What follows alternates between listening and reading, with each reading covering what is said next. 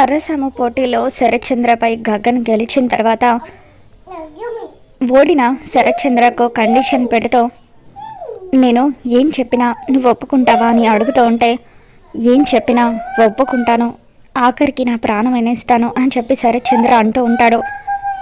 నాకు ఏమాత్రం పనికిరాని నీ ప్రాణం ఎందుకో, ఈరోజు నీ కూతురి పుట్టినరోజని ఆశీర్వాదం కోసం నీ ఇంటికి వస్తే మీరంతా తనను అవమానించారు.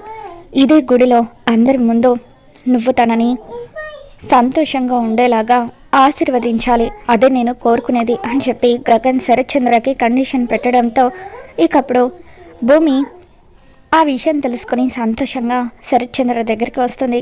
శరత్చంద్రకు అక్షింతలిస్తూ తన కాళ్ళ మీద పడి నన్ను ఆశీర్వదించండి నాన్న అని చెప్పి భూమి ఆశీర్వాదం తీసుకుంటూ ఉంటే అప్పుడు శరత్చంద్ర అక్షింతలు వేస్తూ భూమిని ఆశీర్వదిస్తూ చల్లగా ఉండు భూమి, పుట్టినరోజు శుభాకాంక్షలు అని చెప్పి ఆశీర్వదిస్తాడు. ఇక దాంతో ఇదంతా చూస్తున్న అపూర్వ కోపంతో రగిలిపోతూ ఉంటుంది.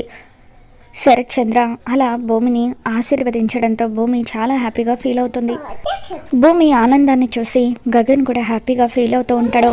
శరత్చంద్ర అక్కడి నుండి వెళ్ళిపోగానే భూమి పరుగున వచ్చి గగన్ని గట్టిగా హక్ చేసుకుంటుంది.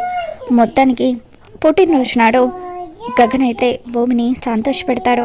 మరి రాబోతున్న ఎపిసోడ్లో ఏం జరగబోతుందో మళ్ళీ మన ఛానల్లో తెలుసుకుందాం. ఈ వీడియో మీకు నచ్చినట్లయితే ఒక లైక్ చేయండి.